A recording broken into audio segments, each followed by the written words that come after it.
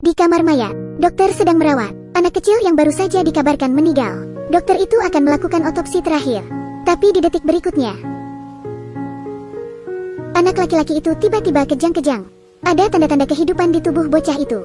Dokter lalu buru-buru membawanya kembali ke ruang gawat darurat. Hampir semua orang berkata, itu adalah keajaiban. Ketika itu, tubuhnya sangat lemah. Si bocah itu harus diinkubasi, karena ibu anak laki-laki itu harus merasakan hal semacam ini. Ini bukan pertama kalinya. Nama anak laki-laki itu adalah Louis. Umurnya baru 9 tahun. Namun dia sudah 8 kali mengalami kematian.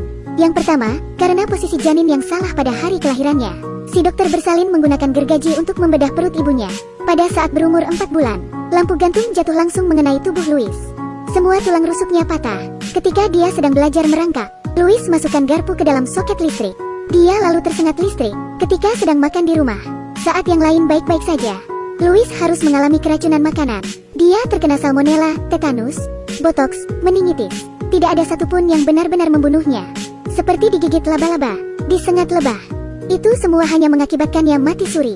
Di musim dingin yang lalu, dia berteriak lama dengan suara yang melengking. Hampir 9 menit lamanya, dan juga hampir membuat Louis benar-benar mati. Karena itulah, dia dijuluki anak dengan 9 nyawa. Kemudian sekarang, Louis memiliki kesempatan hidupnya yang terakhir. Dan di hari ulang tahunnya yang ke-9, ketika Louis dan orang tuanya sedang piknik di alam terbuka, tiba-tiba dia jatuh dari tebing. Itu menyebabkan beberapa patah tulang kominutif di tubuhnya. Meskipun tim medis sudah berusaha semaksimal mungkin, tapi Louis masih tidak sadar. Saat itu semua orang berpikir, ini adalah keajaiban medis. Namun, sebenarnya, Louis menyembunyikan satu rahasia besar.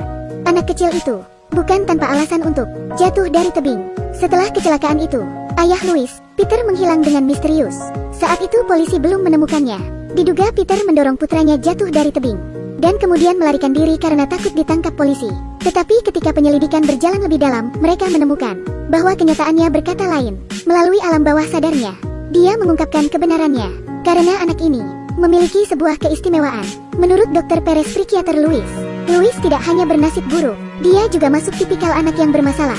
Louis penuh dengan lika-liku misteri. Ketika masih kecil, bukan hanya temannya di sekolah. Untuk menghindari menemui dokternya, Louis akan berpura-pura menjadi sesak nafas atau kencing di celana saat di lift, dan sengaja digosokkan kepada ibunya. Dan Dr. Perez juga menemukan Louis memiliki kecenderungan serius untuk melakukan kekerasan. Saat itu, dia memelihara beberapa hamster. Namun pada akhirnya mereka semua dibunuh olehnya dengan berbagai cara. Karena Louis merasa, dia memelihara hamster, dia juga harus memiliki hak untuk membunuhnya. Tanda hubung. Hal-hal menjadi sedikit membingungkan. Tapi selama Louis dalam keadaan koma, sulit untuk mengetahui kebenarannya. Jadi Dr. Pascal diundang ke rumah sakit. Dia adalah pakar dalam koma pada masa kanak-kanak. Dr. Alan Pascal namanya. Untuk lebih memahami keadaan Louis, Alan sering mengobrol dengan ibu Louis. Dengan Natalie, si ibu Louis, Dr. Alan semakin dekat. Menurut dia, pada saat ulang tahun Louis, keluarganya sedang piknik dengan gembira. Tapi sang ayah, Peter, entah kenapa, tiba-tiba bertengkar dengan Natalie. Louis yang merasa takut, lalu berjalan sendiri ke tepian tebing. Peter lalu menarik Louis, dan secara tidak sengaja dia mendorong Louis dari tebing. Lalu setelah itu Peter menghilang. Pertanyaan Alan kepada Natalie, yakin kalau Peter adalah tersangkanya? Apakah dia pria berbahaya dengan temperamen pemarah? Tapi apakah itu kebenarannya? Dengan tidak adanya bukti lain, perkataan Natalie menjadi dapat dibenarkan. Wanita ini tidak hanya cantik, tapi juga pintar berbohong.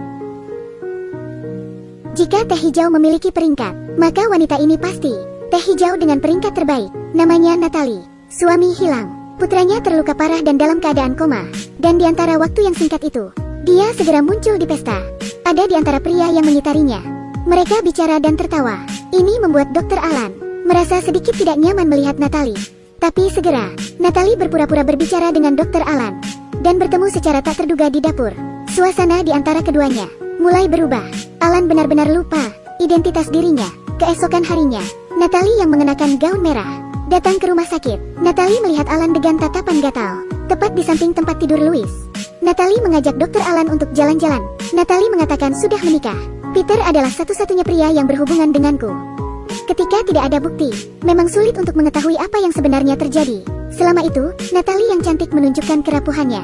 Kebanyakan pria yang melihatnya seketika pasti akan kasihan terhadapnya. Dan Alan berpikir setelah menghibur Natalie, bagaimana cara mengambil kalimat dari Natalie. Tanpa disadari Alan, Natalie lalu mencium dokter itu dengan nikmatnya. Apa ini? Namun ketika itu, Natalie tiba-tiba melihat putranya Louis bangun dan duduk di ranjang rumah sakit itu. Maka keduanya bergegas kembali ke kamar Louis. Dan Louis sepertinya ingin mengatakan sesuatu. Ayahku, ayahku. Sayang, ibu ada di sini. Natalie, Louis baru pulih, kamu akan menyakitinya. Setelah mengatakannya, Louis pingsan lagi. Dan malam itu, hal-hal aneh terjadi. Natalie menelepon Alan untuk ke rumahnya. Saat itu Natalie menerima sebuah surat peringatan yang mengancam kalau Natalie harus menjauh dari semua lelaki, termasuk Dr. Alan. Kalau tidak, sesuatu yang buruk akan terjadi. Yang lebih aneh lagi adalah orang yang menulis surat itu ternyata Louis yang sedang dalam keadaan koma. Polisi yang mengecek melalui analisis tulisan tangan. Mereka yakin kalau itu adalah tulisan tangan Louis. Tapi ketika itu Louis masih koma. Bagaimana mungkin dia bisa menulis surat? Semua orang berpikir, ini pasti Peter yang menulisnya. Dia meniru tulisan tangan anaknya untuk melindungi keselamatan Natalie. Alan menyuruh Natalie untuk sementara tinggal di rumah sakit. Namun, ketika masalah itu belum selesai diselidiki, Alan sendiri menerima surat yang sama. Surat peringatan Louis. Kedua huruf di surat itu sangat mirip. Surat itu berisi kalau Alan jangan dekati Natalie lagi. Alan lalu pergi dengan petugas polisi untuk memeriksa kembali keadaan Louis. Kemudian diketahui bahwa Louis sekarang dalam kondisi koma dan tidak mungkin untuk bangun. Kecil kemungkinannya untuk menulis sebuah ancaman. Dan saat itu petugas polisi juga mendengar kalau Alan sangat dekat dengan Natalie. Polisi itu lalu mengingatkan Alan kalau Louis bukan anak Peter. Dia lahir dari orang lain. Dan Peter hanya merawatnya seperti anaknya sendiri. Ketika itu Alan terkejut karena Natalie saat itu memberitahunya dengan jelas kalau Peter adalah satu-satunya pria yang berhubungan dengannya. Dapat dilihat bahwa wanita ini telah berbohong. Setelah itu, Alan memutuskan untuk menemui Natalie. Namun ketika dia baru saja tiba di pintu kamar Natalie, ketika itu, Natalie baru keluar dari kamar mandi.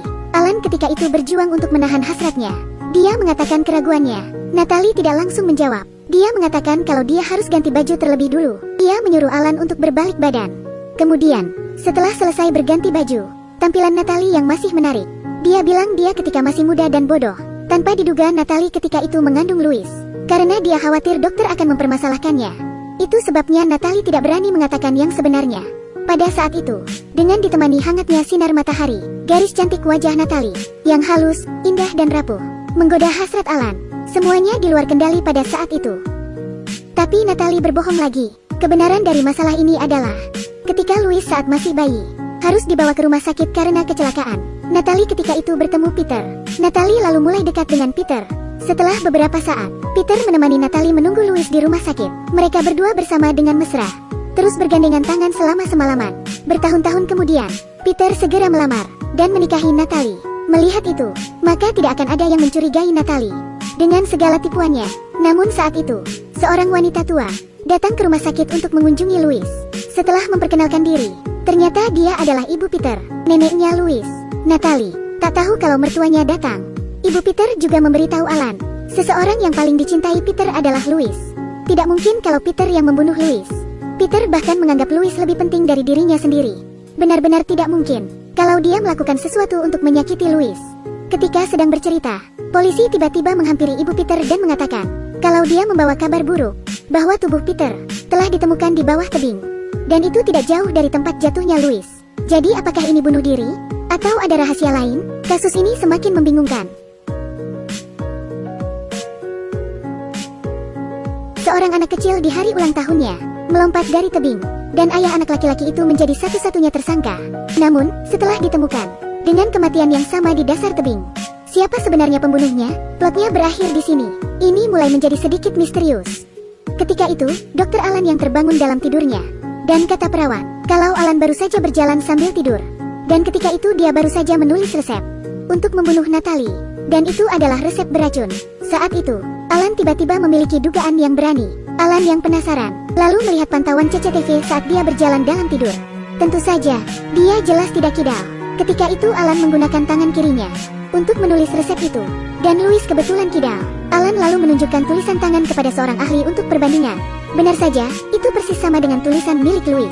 Alan lalu menebak, apakah Louis yang sedang dalam keadaan koma bisa mengendalikan seseorang, menulis resep dan surat peringatan. Untuk membuktikan dugaan itu, Alan menemui psikiater Louis Dr. Pares. Alan mengharapkan mendapatkan jawaban darinya. Ketika itu, Dr. Pares menemukan sesuatu untuk mengungkapkan kebenaran. Maka dia akan menghubungkan otak Alan ke perangkat miliknya. Kemudian melalui hipnosis, Dr. Pares akan menghubungkan gelombang otak Alan dan Louis Segera setelah itu, dalam tampilan penuh, Alan sudah ada dalam nada Louis. Dia mengatakan kejadian yang terjadi pada saat itu. Pada saat itu, mereka sedang piknik. Semuanya sangat menyenangkan, tapi Natalie dan Peter yang sudah menikah lama tiba-tiba bertengkar karena sekaleng permen.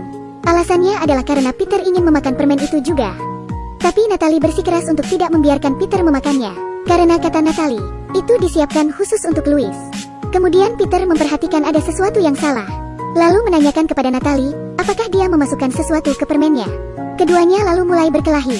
Louis yang melihatnya orang tuanya bertengkar, takut dan lari ke pinggir tebing. Peter lalu meraih Louis. Kemudian dengan panik menanyai Natalie, mengapa Natalie ingin membunuh putranya sendiri? Ketika Peter belum selesai berbicara, Peter lalu didorong ke jurang oleh Natalie. Dan Louis yang menyaksikan semuanya, tahu kalau selanjutnya adalah dirinya yang menjadi sasaran Natalie. Jadi dengan sadar Louis melangkah mundur selangkah demi selangkah, sampai jatuh dari tebing. Kebenaran akhirnya terungkap, tapi saat itu Louis di tempat tidurnya, tiba-tiba tidak ada tanda-tanda kehidupan. Alan lalu segera melakukan tindakan untuk menyelamatkan Louis. Ia melakukan kejut jantung. Saat itu, dalam pikiran Louis, segala sesuatu dari kecil hingga besar muncul. Ternyata, semua kecelakaan Louis, ternyata semuanya dibuat oleh ibunya sendiri, Natalie. Dia yang menyuntikkan racun ke dalam permen, dan membiarkan makanan Louis terkontaminasi bakteri. Dia juga yang menyalakan soket listrik dengan sengaja.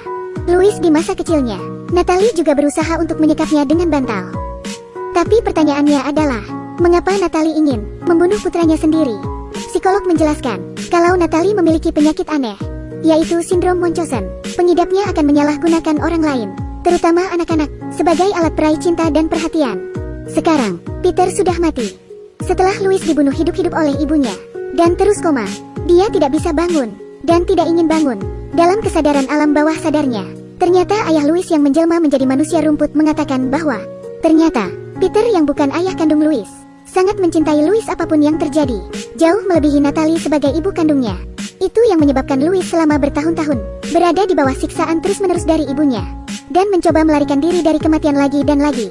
Peter sangat mencintai Louis kala itu. Aku sangat mencintaimu. Aku juga mencintaimu, melebihi apapun, dimanapun. Bahkan kalau di seberang lautan yang penuh ikan. Sekarang mereka semua berhasil lolos dari ancaman Natalie. Tapi beberapa orang tidak begitu beruntung. Tak lama setelah itu, Alan harus bercerai karena Natalie. Ketika itu Alan ingin melepaskan diri dari Natalie. Namun Alan khawatir itu tidak sesederhana itu. Karena sejak saat itu, Natalie telah dimasukkan ke rumah sakit jiwa. Ketika itu Alan membesuk Natalie. Jelas sekali, dia telah hamil selama beberapa bulan. Dan itu adalah anak dari Alan sendiri. Film ini berjudul The 9th Life of Louis Drax. Seseorang akan sulit menebak ceritanya, sulit menebak ending dari film ini.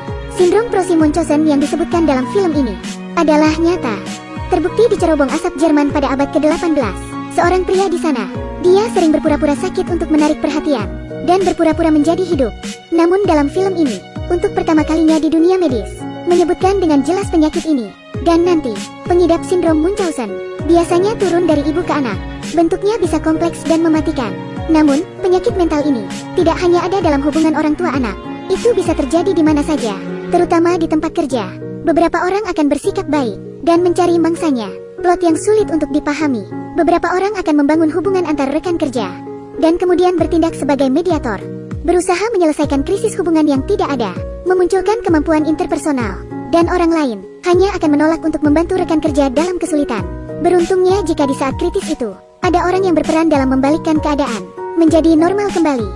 Jika Anda ada di sekitar teman yang seperti itu, lebih baik kalau kalian berada sejauh mungkin darinya. Baiklah, itu saja untuk cerita kali ini. Semoga kalian bahagia. Jika kalian memiliki cerita yang ingin Anda dengar, atau film yang ingin kamu tonton, tolong beritahu kami ya. Di akhir kata, sampai jumpa di lain waktu.